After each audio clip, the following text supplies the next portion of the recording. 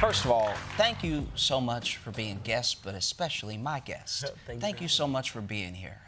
So you are an ICU nurse and like a content creator on top of that. Yeah. And do you make both groups feel bad about themselves when you're around? I mean, because when you're around content creators, like creator is a, you know, it's one of those words where it's like a big word for a thing where you're making like entertainment. You're making like just content and stuff like that. So then when you throw in, I also do ICU. You know what I mean? It's like, yeah, it's like my blue chip. I can. Yeah, yeah. Also, when you're at the hospital, it's like, I mean, we're all ICU nurses here, but I have millions of followers. So, yeah. Now, in your book, you are talking to people and you're asking them questions. These questions take them to places that reveal something about them. And I'm wondering if you think talking to people in the way that you do has made you a better nurse. Yeah, that's a thoughtful question, Josh. Honestly, I think they've both helped each other. The questions that I ask all of these strangers are the same exact questions I use in the bedside. You know, when I'm with a patient, especially in the ICU, you have two patients and you work with them for 13 hours a day, multiple times a week.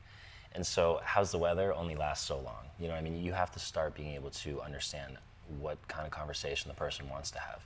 And so the questions in this book and many other questions that I ask, they are all bred from me being a nurse. And without being able to do these stories, I wouldn't have been saved from the burnout that I was experiencing from the ICU. But vice versa, making content as well, being a content creator, as you would know, like it can cause its own type of burnout. And without having nursing, I wouldn't be able to step away from the content side as well. So they fill each other's cup. Yeah, yeah. And when you talk about one filling the other's cup, did you ever have any sort of, I'm trying to figure out how to word it. There's almost like an imposter syndrome that can come with success, and there's almost a worry about what you're doing right when it comes to, I imagine, nursing. Yeah. And so that's also the same way that you could have that sort of upward spiral, you could also have a lot of doubt in your life. Like, is that something that you struggled with? Yeah, I'll say, Josh, that working as a nurse, it's one of the few fields that can really humble you. I spent a lot of my time with people at their lowest part of their life, and doing things that would be seen as like, you know, a dirtier job. And having been in those situations and looking around me and being like, I'm caring for this person at their most vulnerable moment, it's never made me feel too above anyone. It's always made me realize that we're all on this together.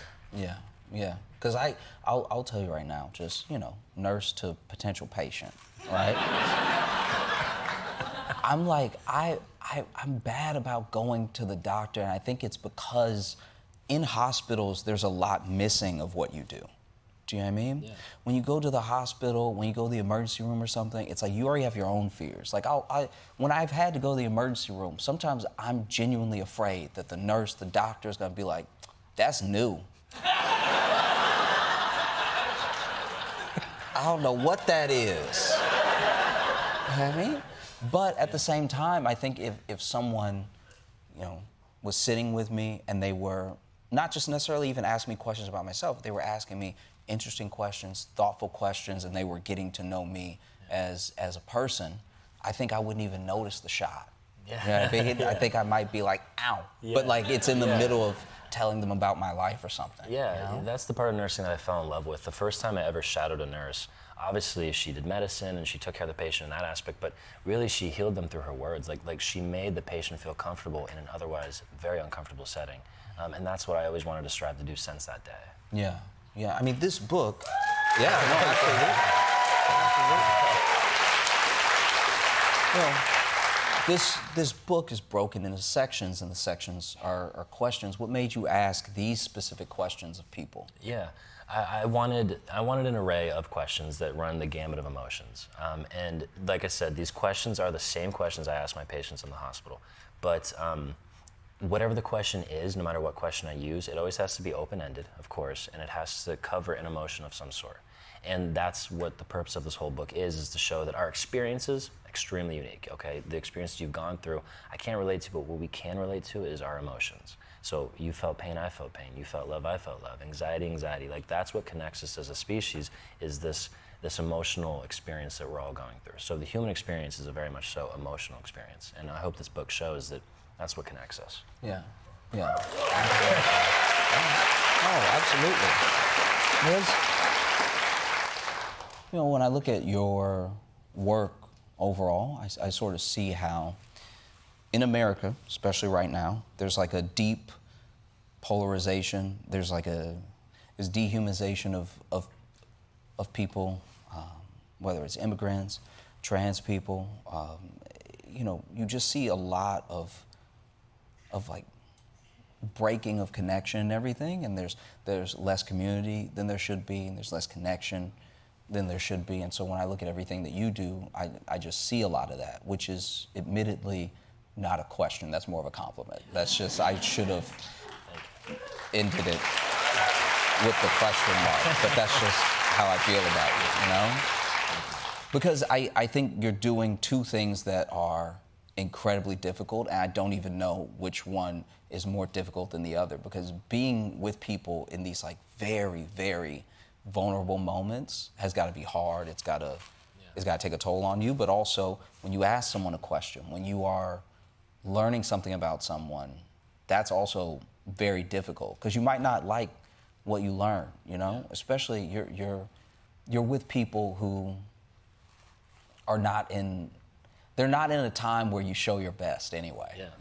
And so I can't imagine how you, whether it's decompress or how you recover from that thing. Like you talk about burnout with content creation or nursing, but it's like, is there ever something that's like so genuinely heavy for you that you don't know where to put it? Yeah, that's another great question, Josh. I suffered from burnout a lot in nursing, and that taught me how to compartmentalize, but then learning that compartmentalizing was also burning me out, because you have to kind of separate your humanity from what's really going on, and that wasn't working for me. So what I learned was there's silver linings in every single person's story. So whether you're talking to someone, and when I speak to these strangers, it's without question 2 to 3 hours long every time.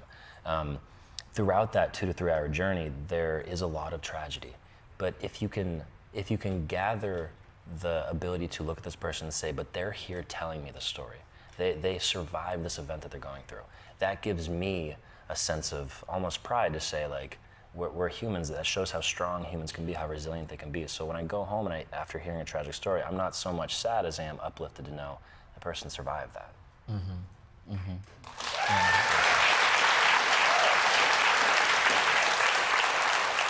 Yeah. When going through the book, you've explained to me how you came across the questions in your mind that you want to ask and everything, but were there any stories that particularly stuck out to you? Because the book is full of them. Yeah, that was hard because we interviewed hundreds of strangers. It was me and my fiance, and she traveled the country with me. She was my photographer for the book, by the way. And she's a nurse, so she's not a photographer.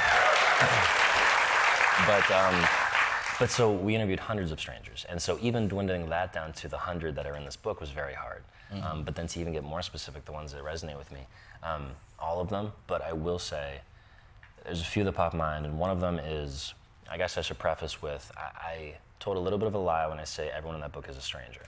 There's one person that's not a stranger in that book. My grandfather was battling a terminal illness when I was making this book, and when I found out about his disease. He was a man of few words. It's always been my mom and I. She's the most important person in my life. And if I ever needed a father figure, which I didn't because she was everything for me, but if I needed one, he was that person. My grandfather was everything to me. His name was Jimmy. I'm gonna try not to cry. But he was everything to me, but he was a man of few words. And so we connected, but it was always because everything he said was so wise, but it was one sentence at a time. And it was great. He'd say one sentence, I'd love it, I'd hug him, I'd tell him I love him, he told me he loved me, and then that was that, but it was always one at a time. I told him I wanted to do this book, and he said, buddy, I would love to. And we spoke for hours, and it was the first time in my life I'd ever spoken to him for hours. And he told me so many things about him that I never would have known if it weren't for this book. So I guess in a way I'm trying to say, I want this book to not just be a book of strangers, but I want it to empower the people reading it to ask their loved ones these same questions. Because it's often the people that are closest to us that we don't know the most about. We think we know because they're next to us and we think we know everything about them, but when was the last time you really did ask your grandfather what's the most painful thing you've ever been told? And so to do something like that, that story, I'm always going to remember it. And now his face is on the cover of the book as well, and he's on a New York Times bestseller, so that's really cool. He's like immortalized, Yeah, absolutely. Yeah. I'm fully with you. I appreciate you being here so much. I appreciate the work that you do. I appreciate that you've made this, because this, whether you know it or not, this will teach someone how to ask questions, and it will do the thing that you're talking about, you know? Because it's such a perfect example of what we should be doing anyway. You know, there's so much pain. There's so many people that are like reaching out. There's so much loneliness and everything, and there's no need to be lonely because we're all here, you know? And I think looking at this is a real reminder of that. So I appreciate you so much. I'm thankful that you're here with me. Thank you, Josh. Yeah, thank you. So, you know, I like to do something special every time I end an interview. And so I'm gonna ask you for a hug. I'd love that. Okay, but we do, just for camera, Yeah. need to basically stay within this frame. So I will need to hug you from across the desk. Okay, so, I love that. all right, coming in. Yep, Okay, there we go. thank you. That's good stuff. Yeah. Yeah. Stories from a Stranger is available now. Hunter Prosper.